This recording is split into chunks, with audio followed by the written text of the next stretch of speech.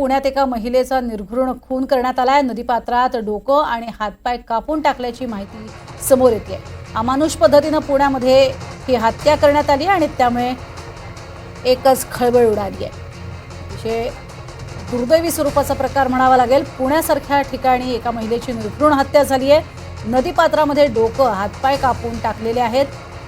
अमानुष पद्धतीने ही हत्या पुण्यात करण्यात आली आणि त्यामुळे चांगलीच खळबळ माजली आहे।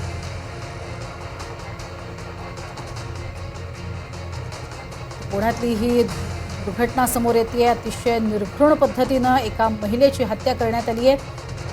काय प्रकरण आहे याचा शोध सध्या पोलीस घेत आहेत।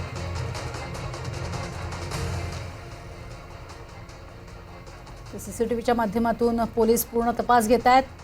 नेमकी ही हत्या कोणी केली किंवा अशा पद्धतीने महिलेचे हातपाय डोकं इथे आणून कोणी टाकले याचा शोधही पोलिसांकडे घेतला जातोय। अधिक माहिती घेऊयात। राहुल कुलकर्णी आमचे प्रतिनिधी आपल्या सोबत आहेत। राहुल, काय अधिक माहिती?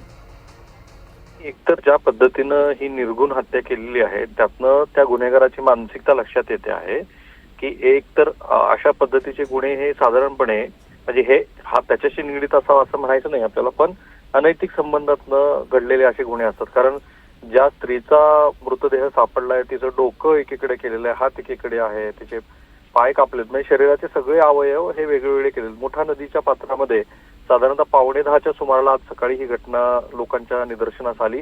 पोलीस अधिक तपास करतायत, कारण तो जो मृतदेह आहे त्याची ओळख पटवणं हे आता पोलिसांसमोरचं सगळ्यात मोठं आव्हान असणार आहे। डेक्कन पोलीस त्याचा तपास करतायत, पण ह्या घटनेमुळं अनेक प्रश्न आणि खळबळ पण यासाठी उडालेली आहे की ज्या पद्धतीचा हा खून आहे तो खून पाहता त्या महिलेची ओळख पटल्यानंतर अनेक प्रश्नांची उत्तरं मिळणार असली तरी तो अत्यंत निर्घृण खून आहे आणि अलीकडच्या काळामध्ये अशा स्वरूपाच्या काही घटना पुण्यात घडल्यात, त्यामुळं याची चर्चा खूप जोरात सुरू झालेली आहे। पुण्यासारख्या ठिकाणी अशी दुर्घटना घडणं हे अत्यंत दुर्दैवी, मात्र तुर्तास धन्यवाद।